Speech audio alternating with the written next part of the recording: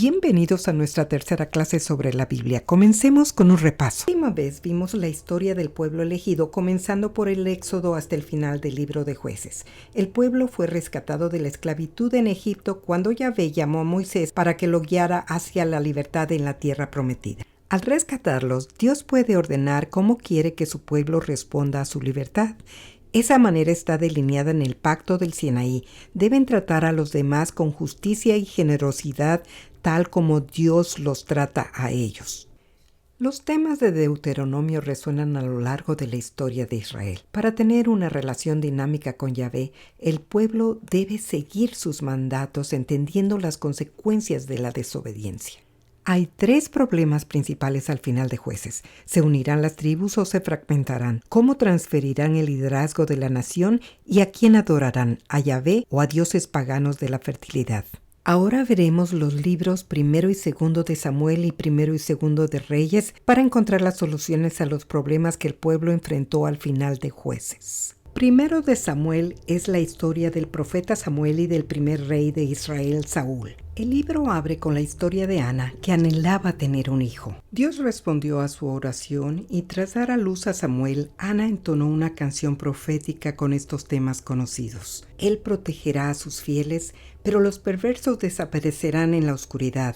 Nadie tendrá éxito solamente por la fuerza. Él da poder a su rey. La canción de Ana nos recuerda que Dios se opone a los orgullosos y levanta a los humildes. También prometió levantar un rey. Samuel creció para dirigir a Israel como profeta.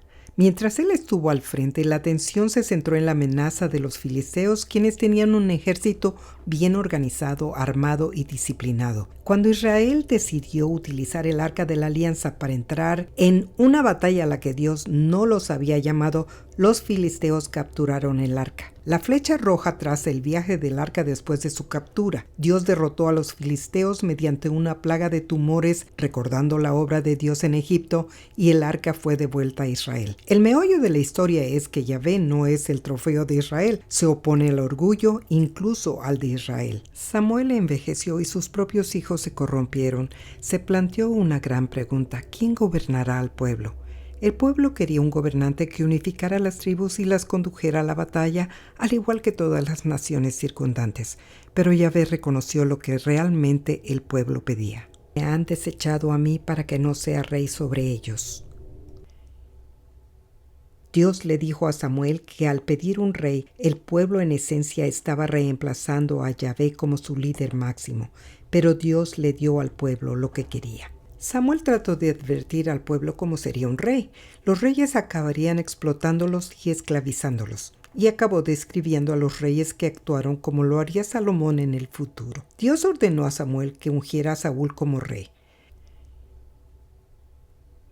Cuando Samuel vio a Saúl, el Señor le dijo: «Ese es el hombre del que te hablé. Él gobernará a mi pueblo».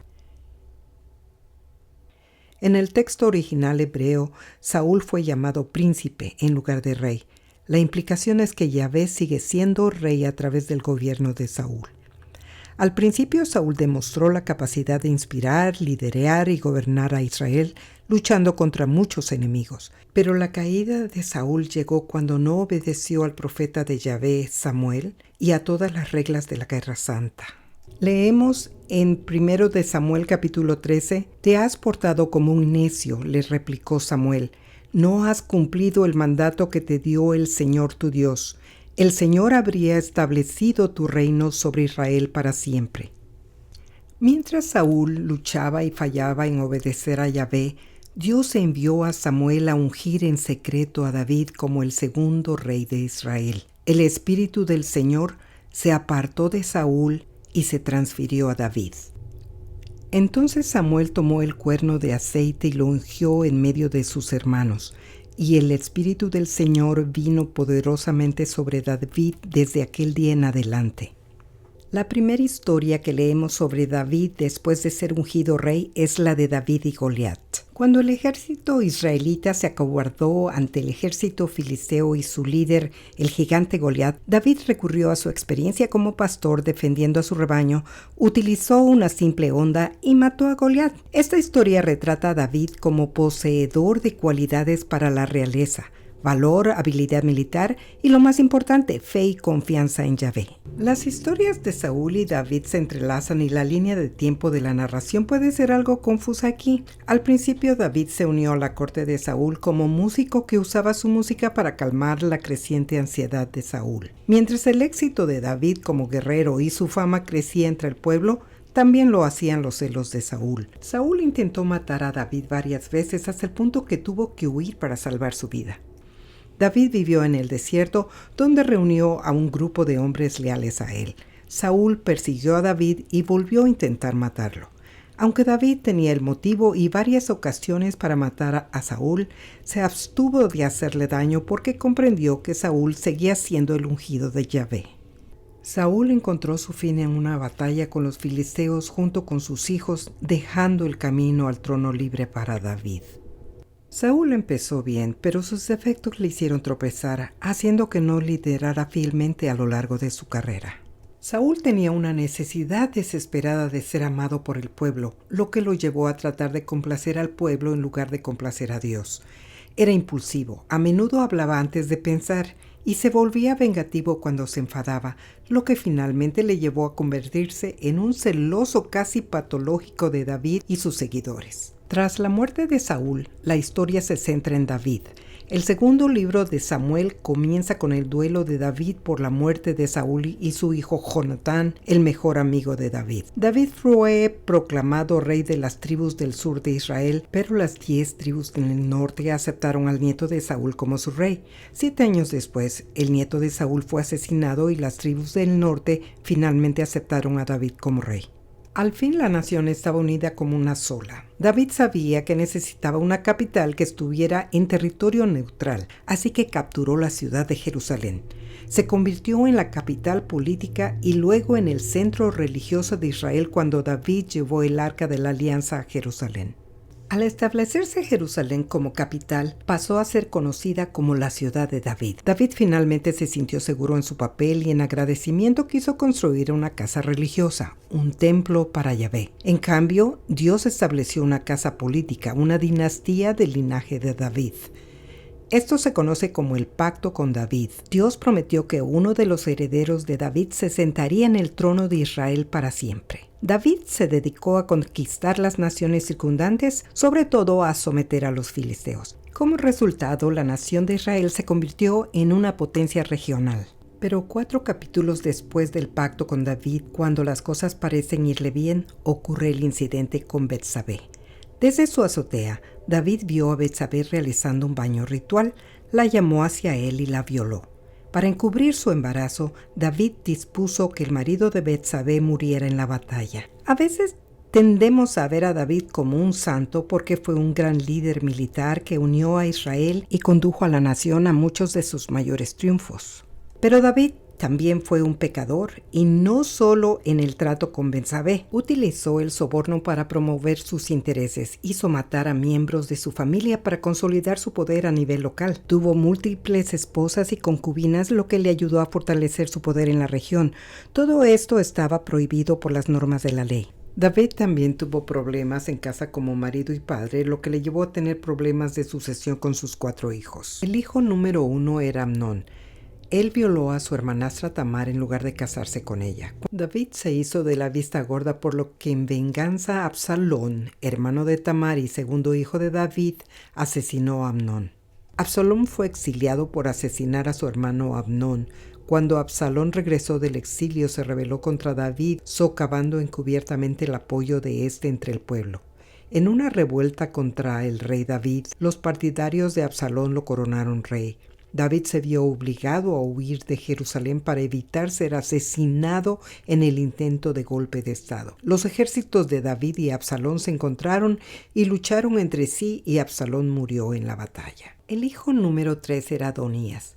Adonías creía que David había envejecido y se había debilitado, por lo que intentó hacerse con el trono. Se vio frustrado cuando Betsabé y el profeta Natán se enteraron de los planes. Natán y Betsabé trabajaron juntos para convencer a David de que ya había prometido el trono al hijo de Betsabé y David, Salomón. Salomón subió al trono después de que David muriera de vejez. Adonías, hijo número 3, se lanzó tontamente por el trono por lo que Salomón mandó a matar a Adonías.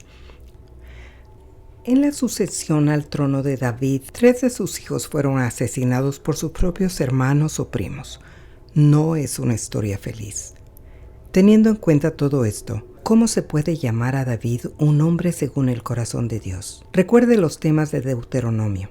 David adoró a un Dios y a un solo Dios. David es pastor y rey, poeta y guerrero, fiel y defectuoso, pecador y santo.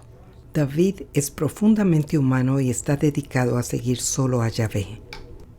Así serán juzgados todos los reyes sucesivos. ¿A quién adoraron los reyes y qué hicieron por el templo de Jerusalén una vez construido?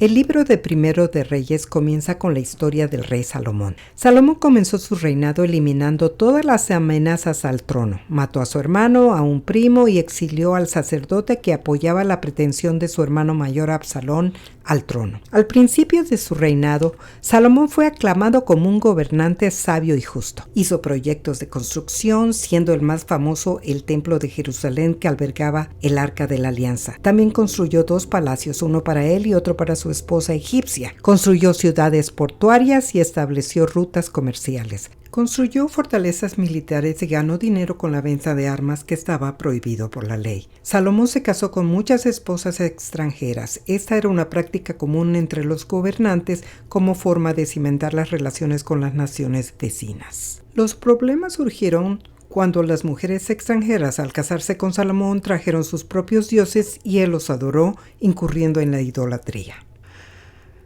Para pagar los proyectos de construcción, Salomón subió los impuestos y puso a su propio pueblo a realizar trabajos forzados. Tenían que donar un mes de cada 3 a la construcción de edificios en Jerusalén, aunque vivieran como agricultores lejos de la ciudad.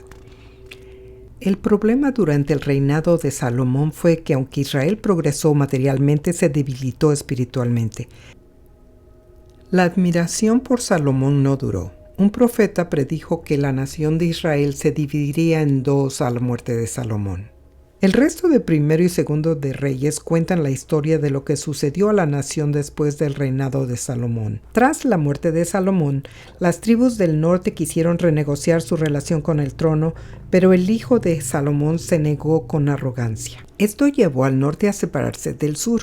El norte coronó entonces a sus propios reyes que no estaban en la línea de David. Hasta este punto, la nación unida bajo David y Salomón se llamaba Israel. Ahora, con la división del norte y el sur, la nación del norte se llama Israel y la del sur se llama Judá. Los cambios de nombre hacen que sea importante saber en qué parte de la historia se está. Los reyes del norte establecieron santuarios de culto en Dan y Betel y nombraron a sus propios sacerdotes para que el pueblo no tuviera que ir a Jerusalén a adorar. Obviamente esto fracturó la solidaridad religiosa del pueblo. La nación del norte de Israel era próspera económicamente. Tenían una mejor fertilidad del suelo y por tanto cosechas más abundantes. También comerciaban con la nación marítima de Fenicia, que abrió mercados para Israel en todo el Mediterráneo. Aunque estaban bien económicamente, el norte experimentó una gran inestabilidad política. La nación de Israel fue gobernada por 9 dinastías diferentes, 7 de las cuales cambiaron debido a asesinatos. Esto debilitó a la nación y no duraron tanto como el sur. En cambio, la nación sureña de Judá era menos próspera económicamente, pero más estable políticamente.